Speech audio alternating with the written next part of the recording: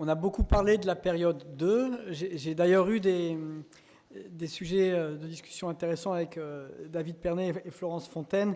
Je laisse au sujet de l'impact de la période 2 sur le développement racinaire, mais je laisserai Florence en parler de vive voix juste avant de la présenter. Je voudrais quand même raccrocher un petit peu l'histoire. Donc la période 3, vous avez compris, elle est marquée par l'achèvement du développement de la surface foliaire comme point de départ, et elle s'arrête au moment de la véraison, c'est-à-dire où le fruit devient un centre d'appel des photosynthétales. Donc cette période, en gros la véraison c'est autour de 1000, 1100. Là, à Bordeaux, dans le contexte 2019, les observations phéno nous ont permis de caler approximativement autour du 12 août, c'est-à-dire 1100 degrés jour, l'apparition de la véraison, surtout sur les cépages plutôt tardifs, Cabernet. Donc, qu'est-ce qui s'est passé entre le 14 juillet et le 12 août? C'est ce que nous allons étudier. Et en fait, pour avoir une analyse un petit peu plus précise, on a dû scinder cette période 3 en deux sous-périodes. Une qui s'étire du 14 juillet au 26 juillet, et puis une qui va du 26 juillet au 12 août. Pourquoi ? Tout simplement parce que le début de la période 3 est marqué par une absence de pluie.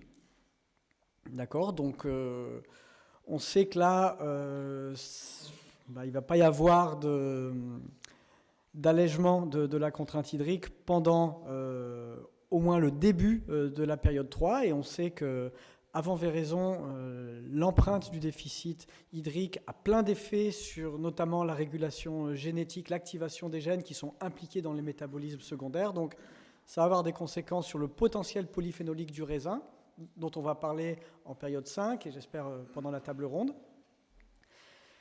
Couplé à cette absence d'alimentation hydrique complémentaire, un déficit en pression de vapeur d'eau, donc toujours le même, le VPD, exprimé en kilopascal, qui lui, pour le coup, est élevé. Donc on n'a pas d'eau dans le sol et on a une demande atmosphérique qui tend à dessécher la plante. Vous voyez, 3,2 kilopascal, c'est en moyenne la valeur des pics de VPD maximum sur une journée. En fait, une autre façon de caractériser l'effet très fort du manque d'eau de l'atmosphère, c'est de compter le nombre de jours où on est au-delà de 3,5 kPa. Pourquoi ? Parce qu'à partir de 3,5 kPa, c'est plus seulement la capacité de la plante à intercepter des photons qui fait marcher la pompe à eau, c'est aussi le déficit en vapeur d'eau. Et vous voyez que ces pics-là, il y en a plus que les dernières années. J'ai pris 2016 comme étant l'année qui se rapproche le plus de 2019 en termes de sécheresse de l'air sur cette période. Et vous voyez que c'est assez remarquable. On a même des pics de VPD qui tournent autour de 4,5, 5 kPa. On est sur les mêmes niveaux qu'on observe au Portugal, en Israël, en Californie. Donc, des conditions atmosphériques extrêmement desséchantes couplées à une absence d'eau d'origine pluviale. Donc, sur les sites séchards, ce sont des conditions qui sont très propices à des déficits hydriques qui peuvent même être extrêmes. Donc, c'est ce que j'ai voulu signifier avec cette conclusion. En début de période 3, en 2019, il est propice au déficit hydrique. Et même on peut se dire qu'un stress hydrique important a pu se mettre en place entre l'arrêt de croissance, qui marque la fin de la période 2, et le 26 juillet. Deux choses. Cette intensité des vagues de chaleur mène à des perturbations du fonctionnement de la plante, mais pour ça, je vais laisser Florence Fontaine en parler, et à de la cavitation. J'y reviendrai un petit peu plus tard au fil de la présentation. Pourquoi c'est important d'avoir ça en tête ? Parce que la fin de la période 3 n'est pas pareille. On a une période 3 qui termine sur un soulagement de la contrainte hydrique. Vous voyez qu'on a eu beaucoup de pluie. dans les différentes zones de Bordeaux. Et donc en fait, on a cette même opposition qu'on a observée sur la période 2, avec pas beaucoup de température et puis beaucoup de température sur la fin de la période 2. Ben là, c'est l'inverse. On a beaucoup de température sur le début de la période 3 et beaucoup d'eau sur la fin de la période 3. Donc ça veut dire qu'en termes de déficit hydrique, à partir du 26 juillet, la contrainte hydrique est levée.